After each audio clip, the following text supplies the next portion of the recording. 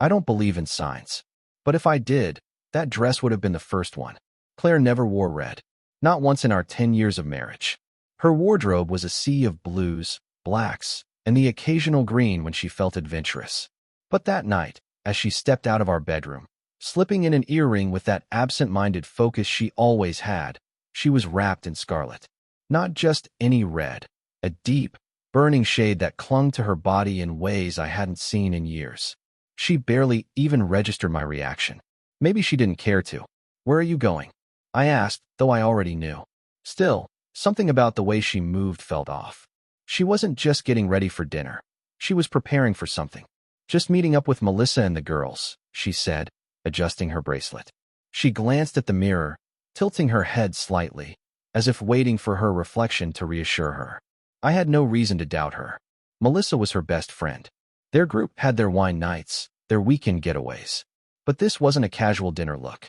This wasn't the Claire who came home exhausted from work, who had spent the last few months pushing me away with muttered excuses about stress and headaches. This was someone else entirely. "You sure?" I asked, watching her closely.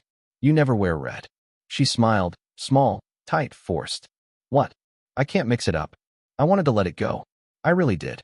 But my gut was screaming at me, and the last time I ignored it, I got screwed over at work so badly I nearly lost my job. So I nodded, kissed her cheek, and watched her walk out the door. Her heels clicked against the hardwood, the scent of her perfume lingering in the air longer than it should have. Something wasn't right. I sat there for a long time, staring at the empty doorway, trying to convince myself I was being paranoid, that I was inventing problems because I had nothing better to do. But the feeling wouldn't go away. Claire was always careful, always predictable. If she had plans, she would have mentioned them days ago, maybe even asked if I minded. She hadn't. I grabbed my keys and jacket before I could talk myself out of it. If I was wrong, I'd feel like an idiot. If I was right, well, I wasn't ready to think about that yet. I drove aimlessly at first, my stomach in knots. I told myself I'd swing by the restaurant, see her sitting there with Melissa and the others, and laugh at myself for being so suspicious. That was the outcome I hoped for. But when I pulled into the restaurant's parking lot, I saw no sign of her car. No flash of a red dress stepping out of a cab. No group of women laughing at the entrance. My stomach twisted. I didn't jump to conclusions. Maybe she parked somewhere else. Maybe they were inside. Maybe I was writing a story in my head that wasn't real. I went in, scanned the dimly lit space, weaved between tables. My pulse ticked up with every second I didn't see her. The place wasn't packed, but it wasn't empty either. It didn't take long to check every corner. Melissa wasn't there. Claire wasn't there. I pulled out my phone, staring at her last message from earlier. "Heading out now. Love you." It felt like an insult. I could call her, ask where she was, give her a chance to explain before this turned into something worse. But I didn't want an explanation over the phone. I stepped back outside, leaning against my car, inhaling deep, thinking I could go home, sit in the dark, and wait for her to return with some lie about how plans changed, how they went somewhere else, how I was being ridiculous. Or I could stop pretending that the pit in my stomach wasn't there for a reason. That's when I saw it. Melissa's car, parked a few spaces away, engine off, empty. If Melissa was meeting Claire, why wasn't she inside? I walked over, peering through the window. No purse, no jacket, nothing to suggest she was here waiting. My fingers tightened around my phone. I called her. 1 ring, 2, then a click. "Hey, what's up?" Her voice was casual, normal, like I had just interrupted her watching TV, not like she was supposed to be 10 feet away, having dinner with my wife. "Where are you?" I kept my voice steady, controlled. "What do you mean?" A pause. "At home." "What?" My body went rigid. "You're not meeting Claire?" Another pause. Longer this time. "No." She didn't say anything about going out tonight. I closed my eyes, exhaled, forced my heartbeat to slow. "Her car isn't here," I said, "but yours is." Silence. Then a slow breath on the other end of the line. I let her borrow it. My jaw clenched. "Why?" She said she needed it for something. Didn't say what. Just asked if she could take it for a few hours. "And you didn't think that was weird?" A hesitation. I mean, maybe a little. But she sounded off. Like she really needed it. I didn't ask questions. I ran a hand through my hair, staring at the empty car like it held answers. Claire didn't need to borrow a car. Hers worked just fine. The only reason she would take Melissa's was if she didn't want to be seen driving her own. I pushed off my car, heading for the driver's seat, gripping the steering wheel until my knuckles ached. Where did she say she was going? I didn't ask. That was the last thing I needed to hear. I ended the call without another word, tossing my phone onto the passenger seat. This wasn't just a bad feeling anymore. This was real. Claire had lied. Claire had planned this. I didn't know where she was, but I knew one thing. She didn't want me to find out. I gripped the steering wheel, my knuckles white, forcing myself to think. Claire had left in Melissa's car, lied about where she was going, and Melissa had handed over her keys without hesitation. That meant whatever she was doing, she didn't want it traced back to her. This wasn't just a casual meetup or a last-minute change of plans. This was deliberate, and I needed to know why. I couldn't just drive aimlessly around the city, hoping to spot her. If she was hiding something, she'd covered her tracks well. I needed something tangible. I pulled out my phone, scrolling through our shared banking app for any recent charges. Nothing unusual. If she had gone to dinner or grabbed drinks, something would have popped up, unless she was using cash, which she almost never did. Next, I checked the ride-sharing app we sometimes used. No recent trips. That left me with one option, one I hated even considering. I opened the tracking app we had installed years ago. A precaution, a quiet reassurance whenever one of us was traveling late or in an unfamiliar part of town. I tapped on her name, my stomach nodding as I waited. The blinking dot appeared almost instantly, and my blood ran cold. Not a restaurant, not a bar downtown, not even a friend's house. A motel, a small, out-of-the-way place on the edge of town. The kind of place people didn't go to for a peaceful night's rest. I stared at the screen, willing it to change, to tell me I was wrong. But the more I thought about it, the clearer everything became. The red dress. The way she avoided my eyes when she left. Borrowing Melissa's car to avoid detection. My throat tightened. I swallowed hard, started the engine, and pulled out of the driveway. Every red light felt like an eternity, each mile stretching unbearably long. My hands were steady, my breathing controlled, but my chest felt like it was being crushed. This was it. I wasn't just suspicious anymore. I wasn't playing detective. I was about to uncover the truth. And whatever I found, there would be no turning back. The motel was as unremarkable as I expected. A two-story strip of rooms with flickering neon signage and a dingy front office that hadn't seen an update since the 90s. The gravel lot had only a few cars, but I spotted one immediately. Melissa's. Claire was here. I exhaled slowly, forcing myself to stay calm. I wasn't here to cause a scene. I wasn't here to throw punches. I was here for answers. I stepped out of the car, shutting the door quietly behind me.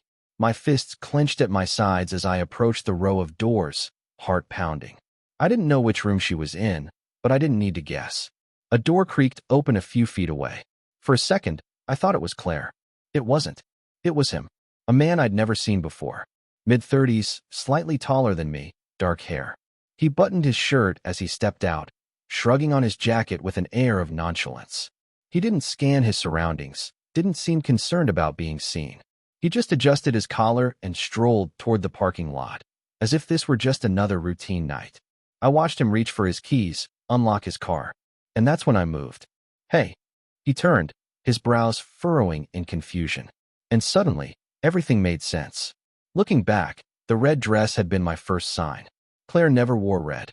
Not once in the 10 years we'd been married. It was always blues, blacks, maybe green on a rare occasion. But that night, as she stood in front of the mirror fastening an earring, she was wrapped in deep, burning scarlet, a color that clung to her in ways I hadn't seen in years. She barely acknowledged my reaction. Maybe she didn't care to. "Where are you going?" I asked, not because I didn't know, but because something felt off. She wasn't just getting ready for dinner. She was preparing for something else. "Just meeting up with Melissa and the girls," she said, adjusting her bracelet, checking her reflection, tilting her head like she was waiting for the mirror to confirm something. Melissa, her best friend, the one she confided in, the one who had conveniently handed over her car keys tonight. I had no reason to doubt her. Except, this wasn't Claire. Not the Claire who came home exhausted from work. Not the Claire who complained about stress, who'd been pushing me away for months with muttered excuses of headaches and fatigue. This was someone else. "You sure?" I asked, watching her closely. "You never wear red." She smiled, small, tight, forced. "What? I can't mix it up." I wanted to let it go. I really did. But my gut twisted in warning, the same gut feeling I'd ignored once before at work, an oversight that had nearly cost me my job. I nodded, kissed her on the cheek, and watched her walk out the door, her heels clicking against the hardwood floor. Her perfume lingered longer than usual, a phantom presence in the empty room. Something wasn't right. I sat there, staring at the doorway, trying to convince myself I was overthinking. But Claire was careful, predictable. If there had been a dinner plan, she would have mentioned it days ago. She hadn't. Before I could talk myself out of it, I grabbed my keys and jacket. If I was wrong, I'd feel like an idiot. If I was right, I wasn't ready to think about that yet. I drove with no real plan, just a gnawing weight in my gut pushing me forward. I told myself I'd swing by the restaurant she mentioned, spot her laughing with her friends, and drive home feeling like a fool. That was what I wanted. That was the outcome I hoped for. But when I pulled into the restaurant parking lot and saw no sign of her car, no red dress stepping out of a cab, no cluster of women at the entrance, something inside me shifted. I didn't jump to conclusions, not yet. Maybe they were inside. Maybe she had parked somewhere else. Maybe my mind was crafting a story I wasn't ready to read. But the uncertainty gnawed at me, the unease tightening its grip as I stepped into the dimly lit restaurant. I scanned the space, weaving between tables, my pulse accelerating with every second I didn't see her. The restaurant wasn't packed, but it wasn't empty either. It didn't take long to check every corner. No sign of Melissa. No sign of Claire. Pulling out my phone, I stared at her last message, heading out now. Love you. The words, once a source of comfort, now felt like an insult. I could call her, demand an explanation before this spiraled into something worse. But I didn't want words. I wanted to see the truth, whatever it was. Back outside, I leaned against my car, inhaling deeply, though it did nothing to slow my racing thoughts. I could drive home, sit in the dark, wait for her to return with some excuse. Plans changed. They went somewhere else. I was being ridiculous. Or I could stop pretending that the pit in my stomach wasn't there for a reason. I looked around, searching for anything to ground me in reality. And then I saw it. Melissa's car, parked a few spaces away. Engine off. No one inside. I walked over, peering through the window, expecting to see a purse, a jacket, something to confirm she was inside waiting for Claire. But there was nothing. The car was locked. Empty. That was worse. If Melissa was really meeting Claire, why wasn't she here? Where was she? I pulled out my phone and called her. 1 ring. 2. Then, hey, casual, normal. Like I had just interrupted her watching TV at home. Not like she was supposed to be 10 feet away, having dinner with my wife. Where are you? My voice was steady, controlled, though my insides were anything but. A pause. What do you mean? At home, she answered finally. Why? Every muscle in my body tensed at once. You're not meeting Claire? Silence stretched between us, thin and brittle. Then, no, she didn't say anything about going out tonight. I closed my eyes, exhaling sharply, forcing my heartbeat to slow. Her car isn't here, but yours is. What? Another pause. A slow inhale on the other end. Then, I let her borrow it. My jaw tightened. Why? She said she needed it for something. She didn't tell me what. Just asked if she could take it for a few hours, said she'd drop it back later. And you didn't think that was weird? A hesitation. I don't know. Maybe a little. But she sounded off, like she really needed it. So I didn't ask questions. I ran a hand through my hair, staring at the empty car as if it could somehow give me answers. Claire didn't need to borrow a car. Hers worked just fine. There was no logical reason for her to ask Melissa for hers, unless she didn't want to be seen driving her own. I pushed off my car, sliding into the driver's seat, gripping the steering wheel hard enough that my knuckles went white. Where did she say she was going? I didn't ask. That was all I needed to hear. I ended the call without another word, tossing my phone onto the passenger seat. My pulse pounded, my jaw aching from clenching it too hard. This wasn't just suspicion anymore. This was real. Claire had lied. She had planned this. And whatever she was doing, she didn't want me to know. I forced myself to think. Claire had left in Melissa's car, lied about where she was going, and Melissa hadn't questioned it. That meant this wasn't a casual meetup or a last-minute change of plans. That meant she didn't want her actions traced back to her. I needed to find out the truth myself. Driving aimlessly around the city wasn't an option. If she was hiding something, she wouldn't make it easy to find her. I needed something concrete. I opened our shared banking app, scanning for recent charges. Nothing unusual. If she had gone out for drinks or dinner, something should have shown up, unless she was using cash, which she almost never did.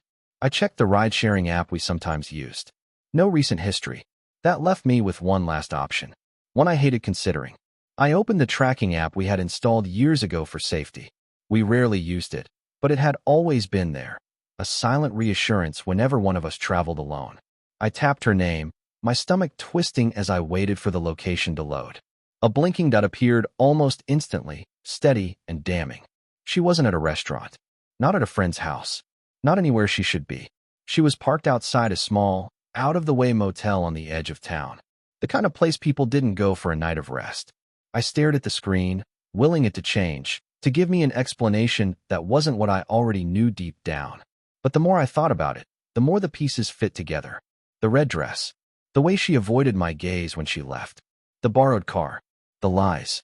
I swallowed the knot in my throat, started the engine, and pulled out of the parking lot. The drive felt endless, every red light stretching on, every second giving me too much time to think. My hands were steady on the wheel, my breathing even, but inside, everything was unraveling. This was it. I wasn't just suspicious anymore. I wasn't just playing detective. I was about to see the truth. And once I did, there was no coming back from it. When I finally pulled into the gravel lot outside the motel, I cut the engine and sat there, staring at the flickering neon sign. The building was as unremarkable as I'd imagined. 2 stories, faded paint, an office that hadn't seen an update in decades. There weren't many cars parked outside, but one stood out immediately. Melissa's. Claire was here. I exhaled slowly, forcing myself to stay calm. I wasn't here to cause a scene. I wasn't here to throw punches or make a spectacle. I was here for answers. Stepping out of the car, I shut the door quietly, my hands clenched at my sides as I walked toward the row of motel doors. I didn't know which room she was in, but I didn't need to guess. A few feet ahead, a door cracked open just enough for someone to slip out. For a split second, I thought it was Claire. It wasn't. It was him. Mid-30s. A little taller than me. Dark hair. He buttoned up his shirt as he stepped out, shrugging into his jacket without so much as a glance around. No hesitation, no guilt, just another night for him. He reached into his pocket, pulled out his keys, and clicked the lock on his car. That was when I moved. Hey. He turned, startled at first, then wary as his eyes settled on me. Yeah. I stepped closer, keeping my voice even. My hands relaxed, even though I wanted to do anything but that. Who are you? He frowned. Do I know you? You know my wife. I watched it happen, the shift in his face, the flicker of recognition, the way his jaw tensed as his grip tightened around the car door. He wasn't surprised. That told me everything I needed to know. Exhaling through his nose, he shook his head. Look, man, I don't want any trouble. Neither did I. Not really. Neither do I. My voice was calm, but the weight behind it was heavy. How long? He hesitated, debating whether to lie. Then, finally, a few months. I nodded, jaw tight. Her idea, or yours? Silence. Answer enough. She in there? A pause. Then, yeah. I let out a slow breath, glancing toward the door he had just come from. You got kids. His eyes flicked up to mine, and for the first time, something like regret crossed his face. No. Lucky you. I didn't say anything else. I didn't need to. Walking past him, I stopped in front of the closed door. Inside, faint footsteps shuffled across the floor. A drawer opened, then closed. She thought she had time to slip out unnoticed, drive home with some excuse, maybe even kiss me goodnight like nothing had happened. I knocked once. Silence. Then, slowly, the lock clicked. The door cracked open just enough for Claire to peek out, her face half-shadowed in the dim motel light. At first, she didn't react. Maybe she expected someone else, maybe even him. But the second she saw me standing there, everything in her face changed. Her eyes widened. Her mouth opened slightly, my name forming on her lips, but no sound came out. I could see it happening in real time. The panic settling in, her mind scrambling for an excuse, weighing whether to play dumb or come clean. Open the door. My voice was steady. My patience was gone. She hesitated, gripping the edge of the door like she might slam it shut. But then, maybe realizing there was no point, she stepped back and let me in. The room was small. Cheap. Exactly what I was looking for.